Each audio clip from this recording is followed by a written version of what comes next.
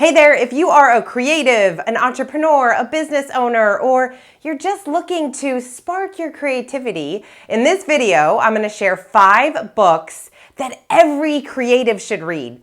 Everyone that is looking for a little bit of inspiration, these books should be on your bookshelf.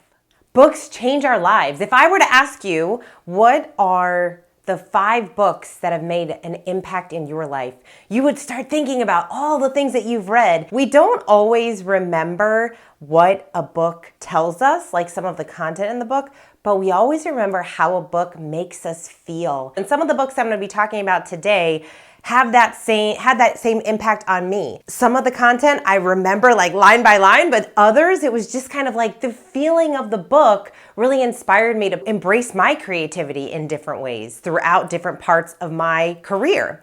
So in no particular order, here are some of my favorite books that have really inspired me and hopefully will do the same for you. The first is The Creative Act, A Way of Being by Rick Rubin.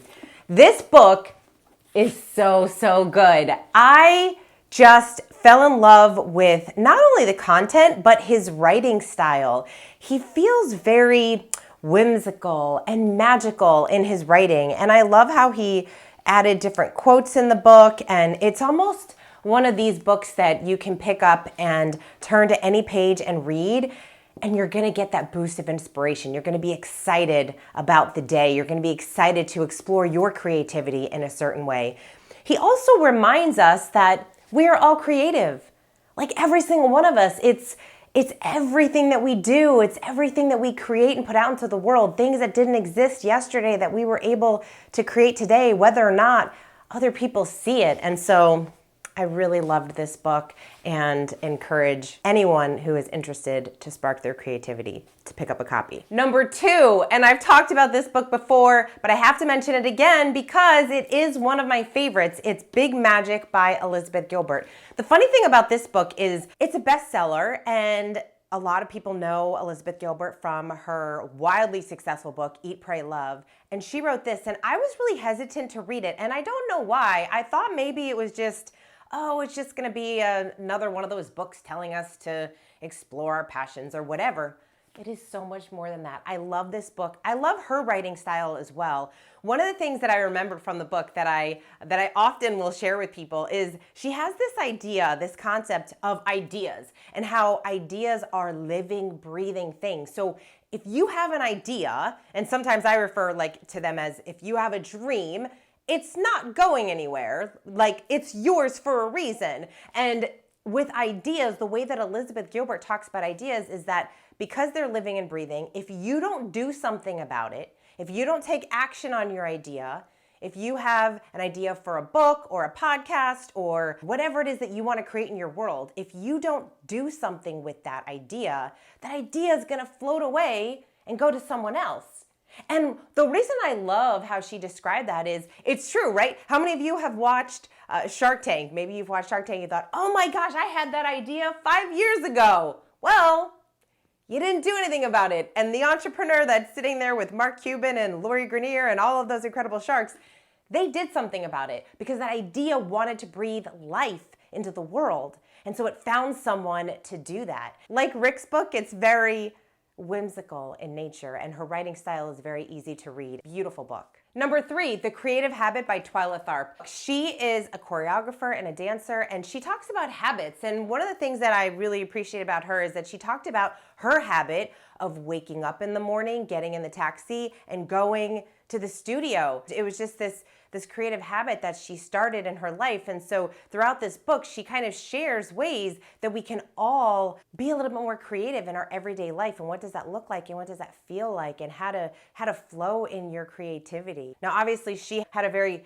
creative career being a choreographer, but every single one of us is creative in our own unique ways. And so you'll really gain a lot of inspiration from hearing what Twyla has to say about creativity. Number 4, The Art of Noticing by Rob Walker. It's 131 ways to spark creativity, find inspiration, and discover joy in the everyday. One of the things that's really cool about this book is that it's filled with activities that encourage us to notice the world around us that we may not notice. We've all been in this place where we have our routines and we're so used to the day-to-day of our lives that we're forgetting to notice maybe the beautiful colors that we pass by on the way to the grocery store, or that building that, how have I lived here for so long and I never even noticed that that was here? And so he pushes us to start noticing the world around us in different and unique ways. And I love that he shares all these incredible activities. And it's a fun read and something that you can pick up really on a daily basis to start seeing the world and your life a little bit differently. And number 5, Stephen King's book on writing. Okay, this book is a little bit more for writers, but any creative would really appreciate reading this book because he talks about the writing process. And the writing process is the creative process. It's getting up, it's doing the work, it's showing up every day, it's pushing yourself, it's being disciplined in whatever practice that you're excited about. And it was really interesting to hear the story. I mean, obviously, Stephen King is a very successful writer, and this man has written so many books. What's cool too is that I actually don't read Stephen King's books. Sorry, Stephen King. I'm not a horror person. I can't deal with it. They're too scary for me.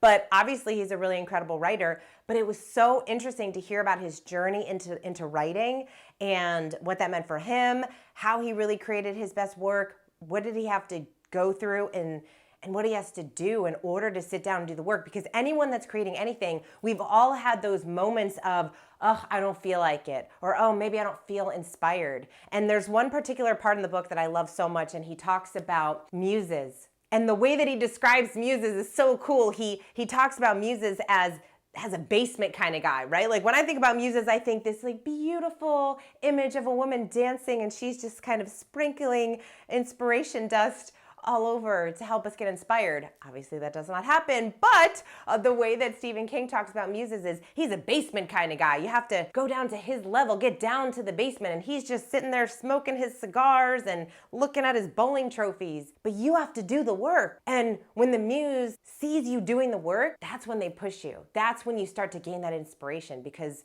muses are attracted to those people that are doing the work. And so I love the way that he describes inspiration and muses, and how it's sitting down and writing every day that pushes you into more action. And so often we can get so stifled in our creative pursuits because we're waiting for inspiration. We can't wait for inspiration.